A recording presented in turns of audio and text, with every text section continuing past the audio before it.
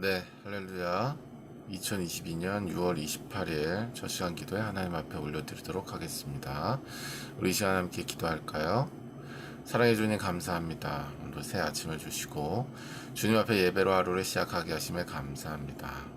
오늘 주의 말씀이 선포되어질 때에 주의 성령으로 우리에게 말씀하시고 주께서 우리의 삶의 주인이 되시고 우리의 삶을 통하여 주의 생명의 열매가 맺혀지고 주의 비전이 그려지는 시간이 되게 하옵소서. 주님께 감사드리며 예수님의 이름으로 기도드렸습니다. 아멘.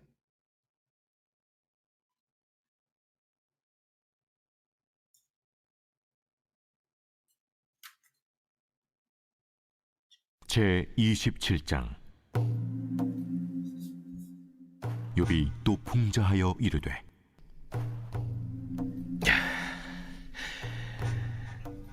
나의 정당함을 물리친 하나님, 나의 영혼을 괴롭게 하신 전능자의 사심을 두고 맹세하노니 나의 호흡이 아직 내 속에 완전히 있고 하나님의 손결이 아직도 내 코에 있느니라. 결코 내 입술이 불의를 말하지 아니하며 내 혀가 거짓을 말하지 아니하리라. 나는 결코 너희를 옳다 하지 아니하겠고 내가 죽기 전에는 나의 온전함을 버리지 아니할 것이라. 내가 내 공의를 굳게 잡고 놓지 아니하리니 내 마음이 나의 생애를 비웃지 아니하리라. 나의 원수는 악인같이 되고 일어나 나를 치는 자는 불의한 자같이 되기를 원하노라.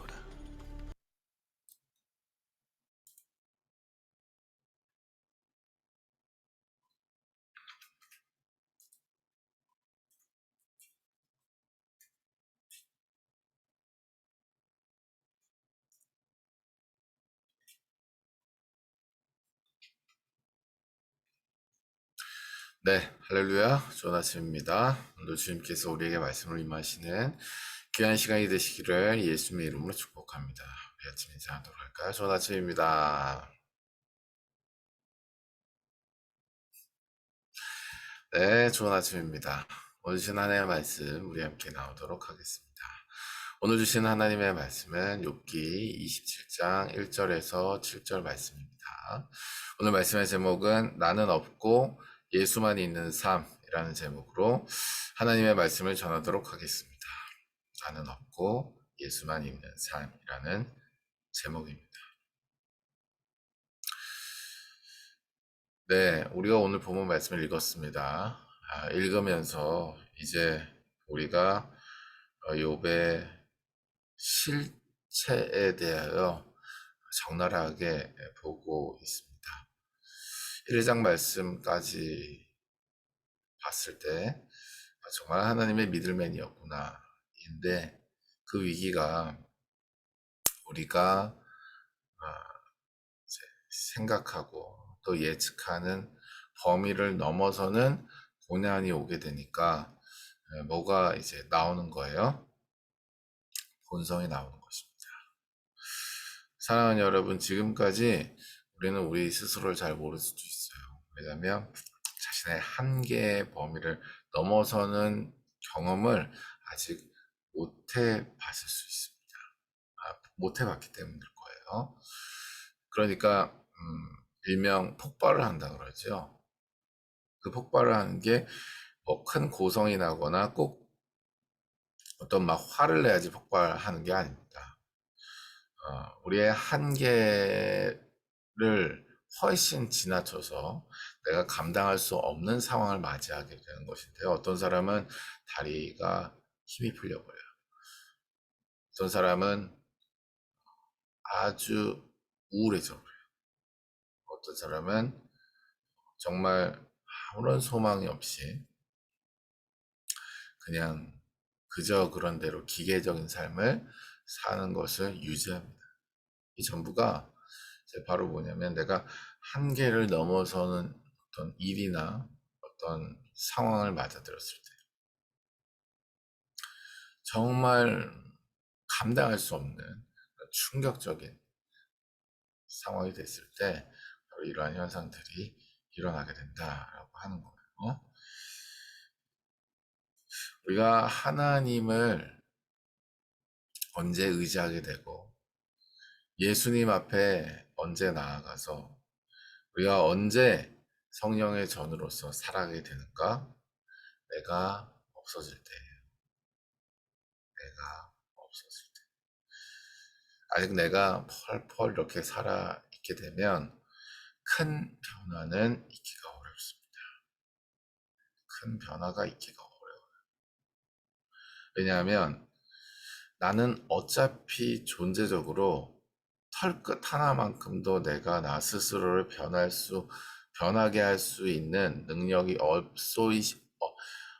없습니다라는 것이 고백된 상태에서 우리가 예수님 앞에 나아가고 성령께서 우리의 주인이 되시는 이러한 복음이기 때문에 우리가 우리의 삶에 대한 어떤 주인 의식을 가지고 있고 그리고 섬기고 있는 일종의 우상이 있고 내가 그리고 있는 그림이 있고 이거는 부분적인 게 아니라 세트인 것입니다.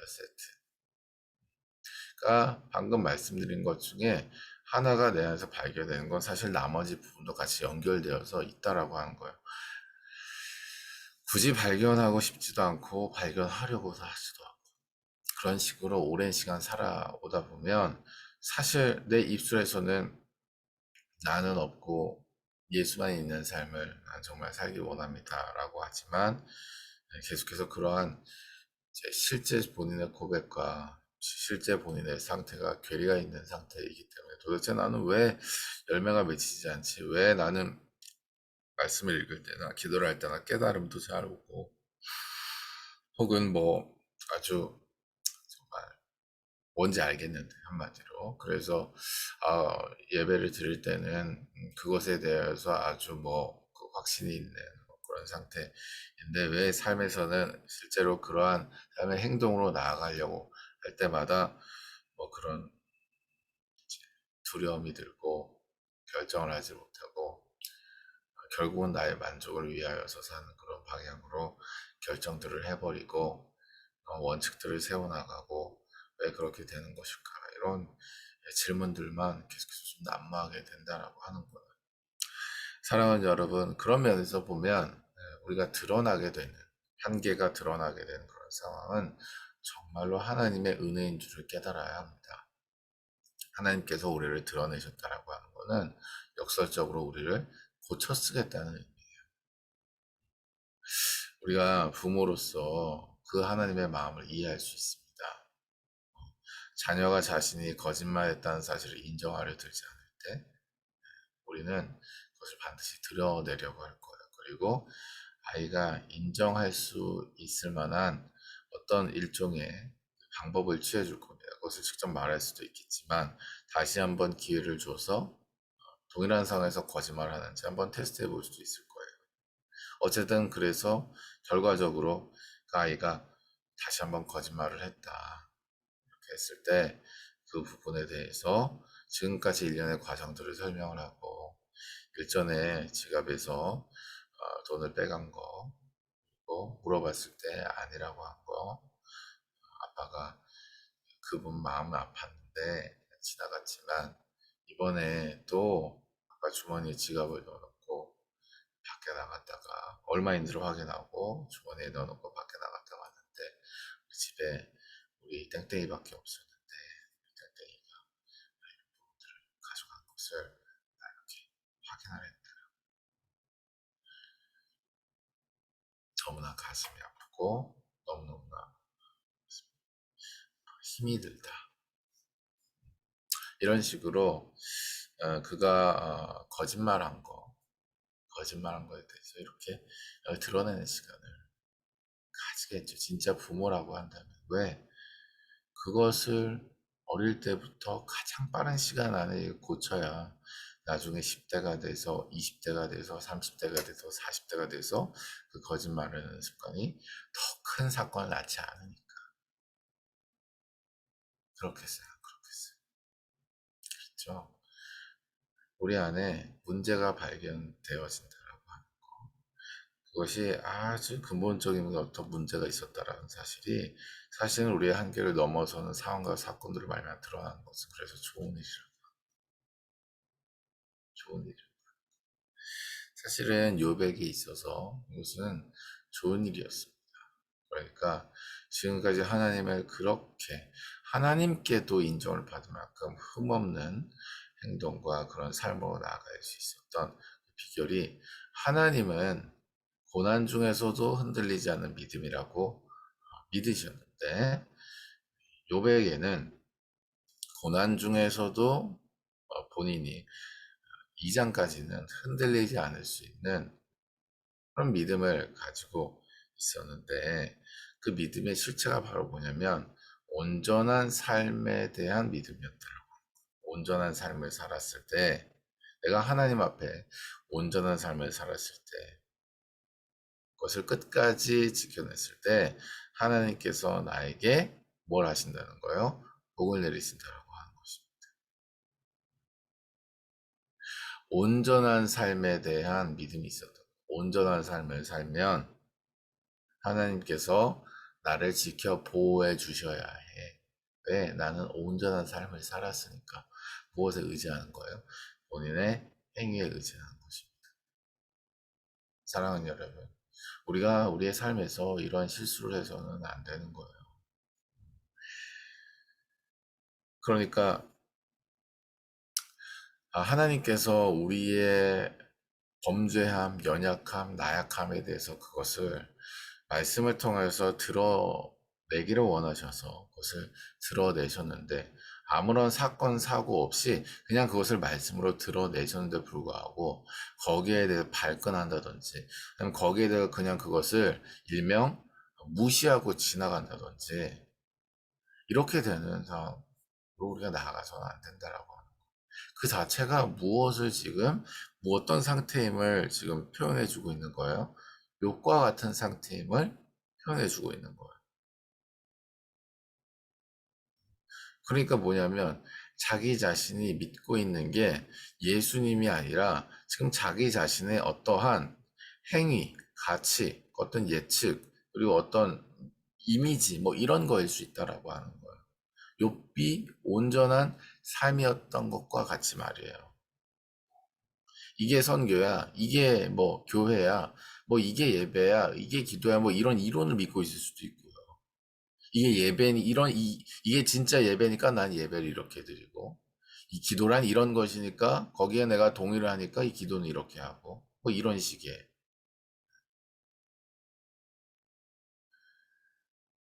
동기를 가지고 이제 하는 것은 아니다라고 하는 것입니다. 사랑은. 그 이해가 필요 없다는 얘기를 하는 것이 아니고 사랑은 여러분 그게 아니다라고.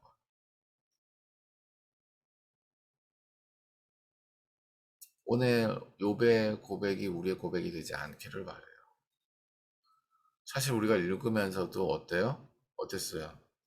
마음이 씁쓸하죠. 1, 2장 말씀만 봤을 때는 아내까지 떴는데 불구하고 오히려 아내를 꾸중하죠. 하나님을 욕하고 죽어버려라. 하나님을 욕하고 죽어버리지 않을 뿐만 아니라 바로 뭐야? 아내를 책망하고 꾸중한다고요. 여전히 뭐예요?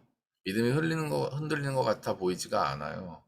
그런데 정말 의외로 자신의 온전한 삶에 대하여 그것은 온전하지 않다라는 친구들과의 경론이 벌어진 이후에 지금 욥의 마지막 결론 부분이에요. 세 번의 경론 이후에 오늘 본 말씀이 나오거든요. 근데 지금 뭐예요? 따라해 주시를 끝까지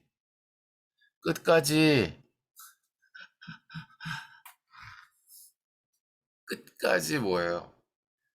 자신이 믿고 있는 것을 놓지 않아요.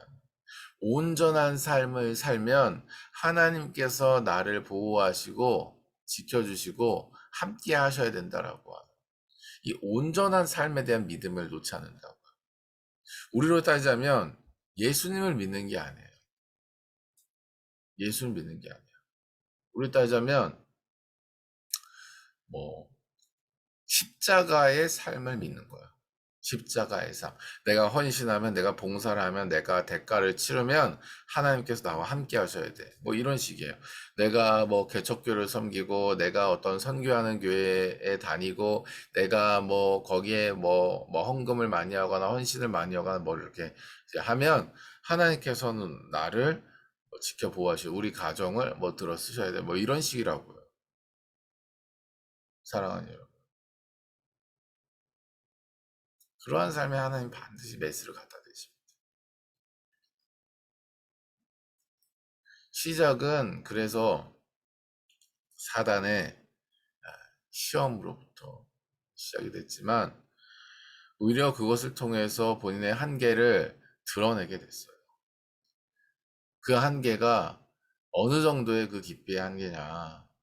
하나님에 대한 믿음이 아니라 자기 자신의 행위에 대한, 자기 자신의 또 아주 정당한 삶에 대한 그런 우상적 믿음이었다라고 하는 거.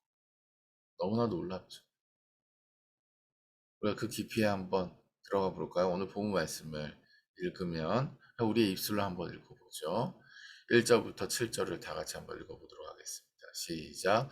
욥이 또 풍자여 이르되 나의 정당함을 물리치신 하나님 나의 영혼을 괴롭게 하신 전능자의 사심을 두고서 맹세하노니 나의 호흡이 아직 내 속에 완전히 있고 하나님의 숨결이 아직도 내 코에 있느니라.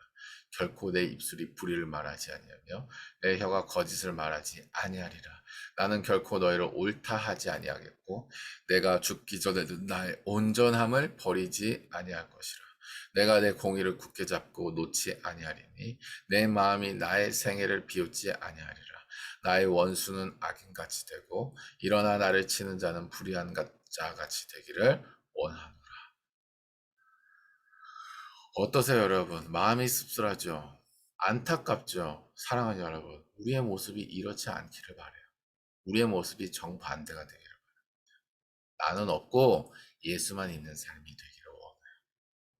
사랑하는 여러분, 나는 십자가에서 죽고 예수만 내 안에 사시는 삶이 오늘 하루의 시작이 되시기를 예수님으로 축복합니다. 사랑하는 여러분, 사랑하는 여러분. 나의 생각, 계획, 예측, 나의 한계, 그것을 돌파할 수 있는 나의 모든, 타개할 수 있는 모든 스트레스를 완화하고, 부담감을 완화하고, 그리고 어떤, 여기에 있어서의 어떤 그런 압력 지수들을 낮춰줄 수 있는 사랑이요. 예수님 앞에 나아가는 것보다 항상 먼저였던 그 모든 시간들과 그 모든 존재들이 사랑하는 여러분, 모두 다 전원이 빠지고 오직 예수 그리스도라는 전원만 꼽혀 있는 예수로만 살아있는 여러분의 오늘 하루의 시작이 되시기를 예수님의 이름으로 축복해요. 말씀을 정리하도록 하겠습니다. 사랑하는 여러분, 오늘 욥의 이 세 번의 경론에 대한 지금 결론이에요. 결론이에요. 폭풍 속에서 욥에게 하나님께서 말씀하시기 전, 나타나시기 전, 끝까지 고생길로 가고 광야 속에서 자신의 충격적인 한계를 마주했지만 그 한계 속에서 본인이 우상적으로 잡고 있는 우상에 대한 믿음, 그것이 자신의 온전한 삶에 대한 믿음이라는 사실을 깨닫지 못하고 계속해서 헛발질하는 그런 모습을 우리가 보고 있어요. 사랑하는 여러분, 우리에게 그런 점은 없는지 우리가 이 시간에 돌아보고 우리가 회개할 부분이 있다면 하나님 앞에서 예수님의 이름을 믿음으로 우리가 돌이켜서 다시 예수의 길을 가기로 결단하는 시간이 됐으면 좋겠습니다. 하나님, 내가 지금까지 나는 이 정도 하나님 앞에 헌신했고 이 길로 들어섰고 그래서 거기에 이 정도로 함께하고 있고 그리고 이러한 깨달음이 있고 또 그리고 여기에 대해서 알고 있고 이런 것으로 지금 예수의 길을 가고 있다라고 믿고 그렇기 때문에 하나님께서 내가 말씀을 읽을 때나 기도를 할 때나 순종할 때나 함께 하시고 나의 희노애락의 모든 순간 속에서 내가 흔들리지 않을 만큼의 그러한 보호하심과 그런 어떤 인도하심을 주셔야 하고 이러한 신앙생활을 하고 있었지 않은지 돌아볼 필요가 있다고. 그게 아니라 애초부터 나는 이 세상에서 죽을 수밖에 없는 존재였는데 예수께서 나에게 찾아오셔서 죽을 수밖에 없는 나의 운명을 생명으로 바꿔 놓으시면서 나는 이제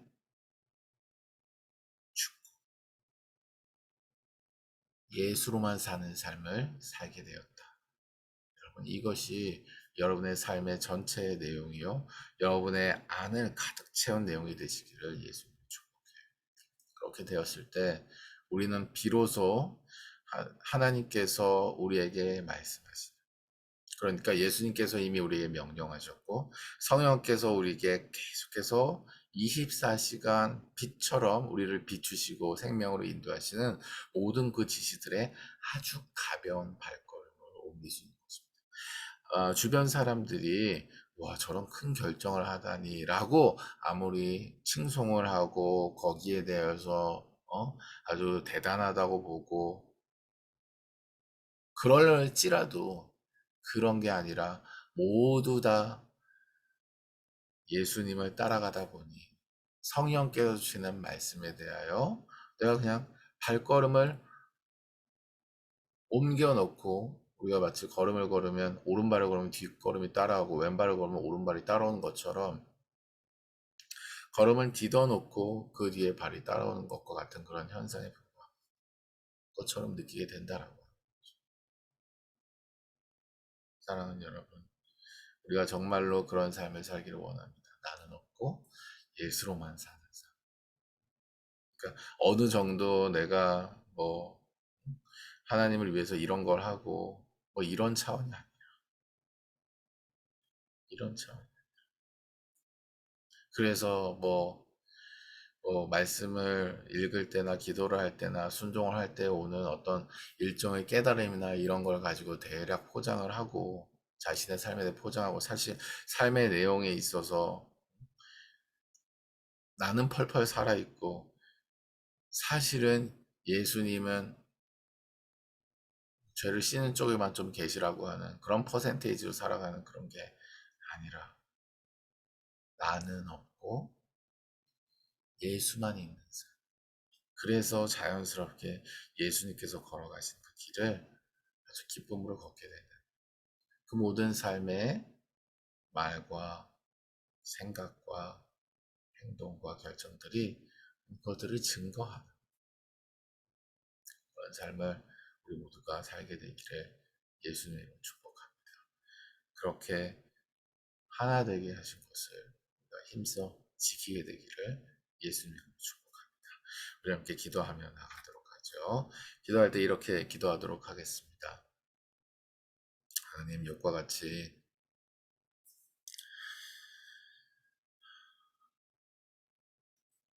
꼭 맞아야만 정신 차리는 그러한 하나님 보시기에 참 안타깝고 안쓰러운 상황이 우리의 삶에 반복되는 것이 아니라 끝까지 고집 피우고 끝까지 입으로만 사는 하나님의 그러한 변명과 그런 나의 정당을 읍소하는 그런 데에 말씀과 기도의 순종의 삶이 사라지는 것이 아니라 하나님, 나는 없고 예수만 있는 삶이 사라지게 하옵소서. 내 안에 있는 모든 주께로부터 오지 않은 코드들이 뽑아지게 하시고 예수 그리스도의 전원 코드만이 뽑혀져 있어서 예수적 생각, 예수적 마음, 예수적 말들, 예수적 결정들이 나의 삶의 모든 순간마다 있게 하옵소서. 우리 함께 기도하며 나가도록 하겠습니다. 우리 기도의 시간으로 나가겠습니다. 오늘 하루도 좋은 하루 되시고요. 성령께서 여러분과 함께 하실 것입니다. 파이팅 하시기 바랍니다. 감사합니다.